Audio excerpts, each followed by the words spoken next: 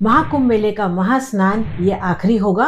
वो होगा 12 फरवरी 2025 को, जिस दिन की माघ स्नान किया जाएगा। इस दिन पूर्णिमा भी है और ये बहुत ही बड़ी पूर्णिमा है अपने आप में, क्योंकि ये माघ पूर्णिमा और महाकुंभ मेला भी चल रहा है। तो आज मैं आपको बताने वाली हूँ, इसको 3 चीजें मैं यहाँ पे बताने वाली हूँ। सबसे पहला मैं आपको बताऊंगी कि माघ स्नान क्यों बहुत ज्यादा इंपॉर्टेंट है। सेकंड में आपको बताऊंगी कि आज के दिन आपको क्या रिचुअल्स करनी चाहिए। और तीसरा मैं आपको बताऊंगी ऐसा आपको क्या करना चाहिए जिससे कि आपके जो कार्य है वो होने लग जाए। तो इस वीडियो को जरूर से पूरा देखिएगा, क्योंकि ये वीडियो आपके लिए बहुत ज्यादा मददगार रहने वाला है।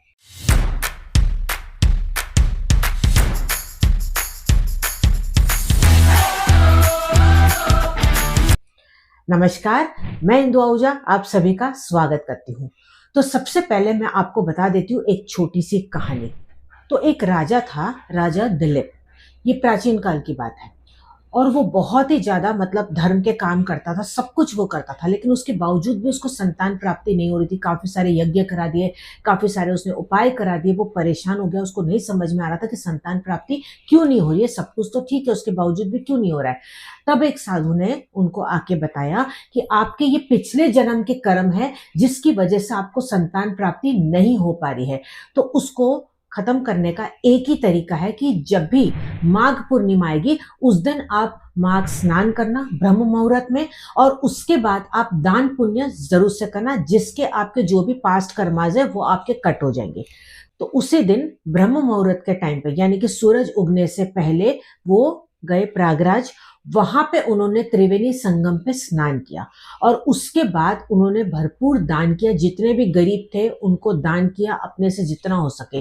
और उसके बाद ही कुछ ही समय में आकाशवाणी हुई कि बहुत ही जल्द आपको संतान की प्राप्ति होगी और आपके जो भी पास्ट कर्माज है वो अब कट हो गए। क्योंकि वहां पे उन्होंने, जब गंगा नदी में वो स्नान कर रहे थे, उस वक्त उन्होंने दिल से माफी भी मांगी कि जो भी मेरे पिछले जन्म के कर्म है उसके लिए मैं दिल से माफी मांगता हूँ। और इसीलिए उन्होंने ये भी प्रण लिया कि मैं जितना हो सके गरीबों की मैं मदद भी करूंगा। कुछ समय के बाद ही महाराज को एक संतान की प्राप्ति हुई, जो भगवान श्री राम के पूर्वज महाराज रघु थे।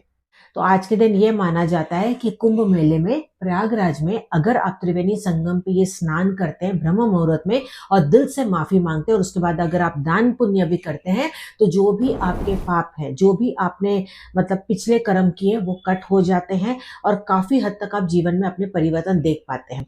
अगर आप ऐसा नहीं कर पाते, बहुत लोगों के लिए पॉसिबल नहीं हो पाता, तो ऐसे में आप घर में ही ये चीज कर सकते हैं। तो अब मैं आपको बताने वाली हूँ खास 5 रेमेडीज, या जिसको कि रिचुअल्स भी आप कह सकते हैं। आसानी से आप इसको घर पे जरूर से कर पाएंगे। अगर आप नहीं भी जा पा रहे तो भी आप इसका लाभ घर बैठे बैठे उठा सकते हैं। तो सबसे पहले आपको क्या करना है, ये जो मैं आपको रेमेडी बताने जा रही हूँ, इसको कोशिश करें कि ब्रह्म मुहूर्त में 12 तारीख को आप करें। नहीं कर पाए तो कभी भी आप इसको कर लीजिएगा, जब भी आपका स्नान का टाइम होगा। आपको क्या करना है, एक कोई भी बर्तन में आप थोड़ा सा गंगा जल डाल दीजिए। उसके अंदर आप थोड़े से सफेद तिल या काले तिल आप डाल दीजिएगा और थोड़ा सा कच्चा दूध आप डाल दीजिएगा। कच्चा दूध अगर आपके पास नहीं होगा तो आप थोड़ा सा शहद यानी कि हनी आप मिक्स कर दीजिएगा। अब रखने के बाद वहीं पे बैठ के आपको ओम नमो भगवते वासुदेवाय, इस मंत्र का आपको जाप करना है। विदाउट माला ही आप करेंगे, कितनी बार भी आप ये बोल सकते हैं। कहीं पे भी बैठ के करें, पूजा स्थान पे आप नहीं करेंगे, क्योंकि आप ये सुबह नहाने से पहले कर रहे हैं। अब करने के बाद इसको आप अपने बाल्टी में, नहाने के पानी में आप ऐड कर देंगे और ये पानी से आप स्नान करेंगे। स्नान करते करते आपको ये बोलना है कि जो भी मेरे पिछले जन्म के या इस जन्म के कर्म है, जिसमें कि मैंने किसी को अगर दिल दुखाया है, जाने अनजाने मैंने किसी को हर्ट किया है, किसी को कुछ ऐसे शब्द बोल दिए हैं, तो मुझे उसके लिए माफ कीजिएगा। मैं सभी उन लोगों से अपने दिल से माफी मांगती हूँ या मैं मांगता हूँ। आप ईश्वर से भी माफी मांगिएगा और एक विजुअलाइज कीजिएगा कि आप बस ओवरऑल लोगों से भी माफी मांग रहे हैं। अब जो मैं आपको सेकंड रिचुअल बता रही हूँ, इस सेकंड रिचुअल में, इससे आपके घर में सुख शांति आएगी, साथ ही साथ पैसे की बरकत होगी। अगर पैसे की इनकम नहीं हो रही है तो फ्लो में भी आप देखेंगे कि फ्लो भी आपका वो बढ़ता चला जा रहा है। तो उसके लिए आपको क्या करना है, कोई भी पीली मिठाई आप यहाँ पे ले सकते हैं, या तो आप क्या कर सकते हैं, मीठे वाले पीले चावल आप बना सकते हैं, या आप खीर बना सकते हैं केसर वाली। कोई भी आप ऐसी मीठी चीज पीली आप ले लीजिएगा और ये आपको अपने घर के पूजा स्थान पे रखना है और वहां पे बैठ के आपको मंत्र जाप करना है। ओम श्रीम रीम श्रीम महालक्ष्मी नमः। इस मंत्र का जाप आप चाहें तो किसी भी माला से कर सकते हैं। क्रिस्टल की माला अगर आपके पास है तो बहुत ही बेस्ट, नहीं तो कोई भी माला से कर लीजिएगा। विदाउट माला भी आप विदाउट काउंटिंग भी इसको कितनी बार भी कर सकते हैं। उसके बाद ये जो भोग आपने लगाया है महालक्ष्मी माता के नाम पे, ये आपको बाद में ग्रहण करना है और सभी को घर में आपको बांट देना है। इसके साथ साथ जब आप ये कर रहे होंगे तब आपको आगे एक घी का दीपक भी जलाना है। दिया आप कोई भी ले सकते हैं, लेकिन घी का इस्तेमाल होगा और उसमें 5 लौंग आप जरूर से डाल दीजिएगा। बाद में आप जो 5 लौंग है उसको मिट्टी में या पेड़ के नीचे डाल के आ सकते हैं, या घर में ही आप गमले में इसको डाल सकते हैं, या जहां पे आप फूल अपने डिस्पोज करते हैं भगवान के, वहां पे भी आप ये डाल सकते हैं। तीसरा जो रिचुअल है वो है आपके पितरों की शांति के लिए, आपके पूर्वजों के लिए। इनकेस आपको पितृ दोष की भी समस्या है, यानी कि शादी में बहुत ज्यादा अड़चन आ रही है या शादी हो गई तो बच्चे होने में बहुत ज्यादा विघ्न है, किसी भी प्रकार से बहुत ज्यादा आपके रुकावट आ रही है, तो ये भी समझ लीजिएगा कि कहीं ना कहीं पितृ दोष है या पितृ आपसे नाराज है आपके परिवार से। तब ऐसे में आपको क्या करना है, जो तीसरा रिचुअल बता रही हूँ ये आपके लिए बहुत ज्यादा हेल्पफुल रहेगा। ये कोई भी कर सकता है, इनफैक्ट आप करेंगे तो भी अच्छा है अगर आपको इस तरह के कोई सिम्टम नहीं भी है तो। उसके लिए आपको क्या करना है, कोई भी आप एक डिस्पोजेबल वाला हो ना, कोई भी कंटेनर आप ले लीजिएगा, उसके अंदर थोड़ा सा नॉर्मल आप पानी डाल दीजिएगा। फिर उसके अंदर आप जो काले तिल होते हैं वो थोड़े से आप डाल देंगे और थोड़ा सा कच्चा दूध आप डाल दीजिएगा। ये डालने के बाद आपको 21 बार या विदाउट काउंटिंग आप साउथ डायरेक्शन में घर में ही इसको रखते हुए वहां पे बोलेंगे ओम पित्रोभय नमः, ओम पित्रोभय नमः। ये मंत्र का आप जाप करते चले जाएंगे। उसके बाद दिल से अपने पितरों से माफी मांग लीजिएगा, बोलिएगा कि अपना आशीर्वाद हमेशा वो आप पे बनाए रखें। ऐसा बोलने के बाद उसको आपको लेना है, या तो आप जो उसके अंदर आपने मिश्रण बनाया आप इसको नदी में जाके या पानी में जाके इसको डाल देंगे और डिस्पोजेबल को आप डस्टबिन में डाल देंगे जो बर्तन है। अगर ये पॉसिबल नहीं है तो किसी भी पेड़ के नीचे भी आप ये जो जल है डाल के आ सकते हैं, या पीपल के पेड़ के नीचे भी डाल के आ सकते हैं। जो डिस्पोजेबल कंटेनर है उसको वहीं पे डाल के मत आइएगा, वो खाली करके डस्टबिन में जरूर से डाल दीजिएगा। आपको बताने जा रही हूँ चौथा रिचुअल में आपको क्या करना है, या तो एक चांदी का बर्तन लेना है, या एक मिट्टी का बर्तन लेना है, या कांच का कोई भी आपको बर्तन लेना है। उसमें जार भी आप ले सकते हैं, कांच की बोतल भी आप ले सकते हैं। उसके अंदर आप पानी भर लेंगे और उसको चंद्रमा की रोशनी में रखेंगे। ठीक है, 12 तारीख की रात को आप चंद्रमा की रोशनी में रखेंगे और ये बोलेंगे कि जो भी पॉजिटिव एनर्जी है चंद्रमा की वो इस पानी के अंदर समाती चली जा रही है। वहीं पे आप बैठ के अपनी जो भी इच्छाएं हैं, अब वो इच्छाएं भी बोल सकते हैं, जैसे कि वो प्रेजेंट टेंस में आपकी इच्छाएं पूरी हो रही है।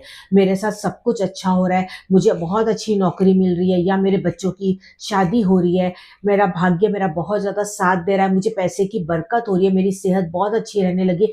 मतलब जो भी आप चाहते हैं अपने परिवार के लिए वहां बैठ के आप बोल दीजिएगा। एटलीस्ट आप 1 घंटा उस पानी को चंद्रमा की रोशनी में रख दीजिएगा। ढक के ही आप रख सकते हैं, जो भी उस पर ढक्कन है वो आप लगा दीजिए। अदरवाइज ये माना जाता है कि मलमल का कपड़ा या कांच के ही कोई अगर बाउल या प्लेट है तो उससे ढक देंगे तो अच्छा है, या सिरेमिक के आप बर्तन से भी उसको ढक सकते हैं। नहीं तो आपके पास चाय का कप तो होगा, उससे ही आप उसको कवर करके ढक लीजिएगा अगर बॉटल है तो। ठीक है, अब बाद में क्या करना है, इस पानी को उसी रात को आपको पी लेना है, थोड़ा थोड़ा घूट घूट करके पी लीजिएगा और इसको हल्का सा स्प्रिंकल भी अपने घर में कर लीजिएगा। आप इस पानी को नेक्स्ट दिन तक और 3-4 दिन तक भी पानी को चला सकते हैं। अब जो 5वां रिचुअल बता रही हूँ ये बहुत ही ज्यादा इंपॉर्टेंट है, जिससे कि आपके सारे कार्य होने लग जाएंगे, जो भी रुकावट जीवन की वो भी दूर होने लग जाएगी। वो है आपको दान करना है। आप दान किसी को भी कर सकते हैं, कुछ भी आप दे सकते हैं, कोई भी जरूरत की चीज आप दे सकते हैं, जैसे कि कंबल हो गए, मोजे हो गए, ठीक है, वुलन की कोई चीज हो गई। मतलब सीजन के हिसाब से आपके यहाँ पे क्या सीजन चल रहा है आपको वो सोचना पड़ेगा कि क्या लोगों को इस वक्त जरूरत पड़ सकती है। खाने की कोई चीजें आप दे सकते हैं, मतलब वाकई में उनको वो हेल्पफुल होनी चाहिए। आप अपने चाहिए तो जो सेवा कर्मी होते हैं, हेल्पर्स होते हैं, उनको भी आप ये दे सकते हैं।